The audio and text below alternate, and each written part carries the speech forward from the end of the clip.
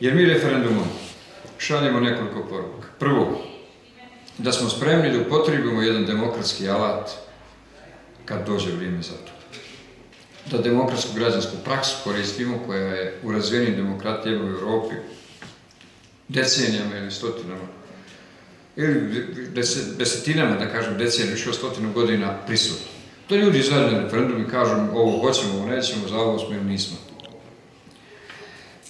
Na ovaj način mi želimo također da upozorimo Ustavni sud Bosne i Hercegovine, koji je posle rata više puta do sada razmatrajući neka pitanja i uvijek inicijativu za razmatranje nekog pitanja na Ustavnom sudu je pokretao visoki funkcioner SDA. I nekoliko puta Sileđić, koji nije bio SDA, u stvari i on iz tog njihovog šinjela izašao. I svaki put je Ustavni sud po tim spornim pitanjima donosi odluke preglasavajući srpske i hrvatske sudije, a u saradnji sa 3 stranca, 2 muslimana, od kojih su uvijek ta 2 muslimana bili visoki funkcioneri SDA. Prije toga su bili u stranci, a onda postali sudije. I oni su donosili odluke. Oni su nam tako nametnuli konstitutivnost, pa smo mijenjali Ustav 2002. godine. To je tada Izetbegović pokrenuo tu inicijativu, ali pa je reforma sistema odbrane na izvestan način uvedena putem Ustavnog suda. Pa su brojne druge reforme. Ukinuli su nam himnu koju smo imali, grb koji smo imali, putem odluku Ustavnog suda. I tad su preglasavali srpske i hrvatske sudije. I oni imaju tu praksu. Kad ne mogu da nam nametnu ustavne promjene na demokratski način, kroz institucije, kad ne mogu politički da nas ubije da nešto uradimo što im odgovara, onda su sad prešli na ovaj teren da koriste Ustavni sud i zato su 21 godinu u Ustavnom sudu stranci. To nigdje u Europi ne postoji. To ni u Njemačkoj nije bilo kada je završen Drugi svjetski rat. Njemačka je bila, onaj zapadni dio Njemačke, do 60. godina pod stalnom pažnjom međunarodne zajednice. I tamo su bili prisutni međunarodni predstavnici na razne načine. Ali nikad nisu imali ovu vrstu okupacije kako ima BiH 21 godinu od rata. Muslimanima ili SDA to odgovara. Oni se za njih kriju. Kad im trebaju, oni znaju da će biti na njihovoj strani. I mi sad hoćemo da ih upozorimo jer oni spremaju jednu novu apelaciju koju ovaj Vakir sad hoće da pokrene, a to je da Republici Srpskoj ospore naziv Srpska, da se zove Republika nekako, a ne Srpska, jer to kao vrijeđa osjećanja pripadnika ostalih naroda koji žive u Republici Srpskoj. I njima je to sljedeća apelacija koju će pokrenuti. I onda je Ustavni sud opet preglasao i nama je bilo nametnuto da promijenimo naziv Republike Srpske, da prihvatimo da ukinemo himnu pa da donesemo drugu, kao što to moralo da uradimo, pa smo grb promijenili, pa nemamo grba, sad imamo samo amblem, još grb nismo ne usvojili, jer zato nema konsenzusa.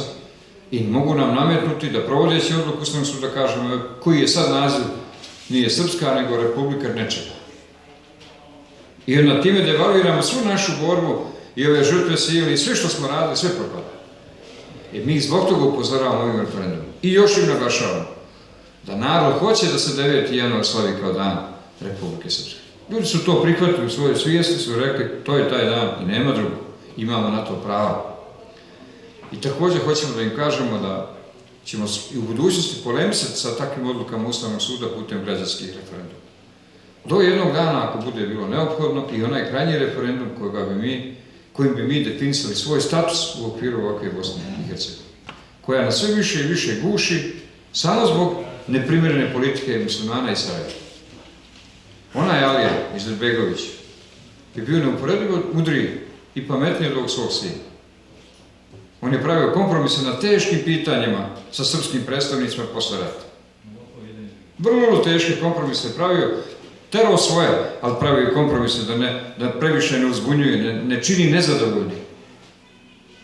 I sjećate da su oni započeli da su prvo sjedli u Zemaljskom muzeju kao predsjedništvo. Tamo se sastajalo predsjedništvo. Pa je onda se sastajalo jednom u nekoj zgradi dole u parlamentarnoj skupštini, sljedeći put u Lukavici. I tako su šetali. A onda se posle toga preselili u zgradu gdje je sada predsjedništvo i tamo stalno zasjedi. To je bio neki put, ali mic po mic. sa strpljenjem, tolerancijom i nije tada bilo osim ove jedne apelacije ružne Aline, ove druge nije pokretao. A ovaj sad hoće da bude iznad svoga oca, pa ona je ostavio deklaraciju islamsku, ovaj bi sada je provede do kraja, ovaj bi svašta nešto da uradi, misleći da će na taj način zaslužiti veće poštovanje. On nama samo pokazuje izlazna vrata. I ako iko bude doprinio da mi to i uradimo, onda će to biti ovo. I mi Srbi moramo toga biti svjesni.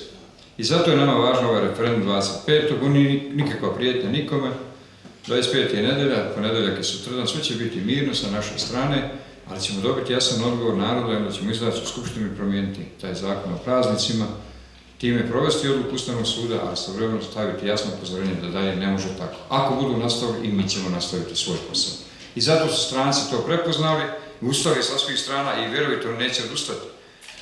Bolje je bilo da je referendum sad u nedelju, nego će biti za 3 nedelje.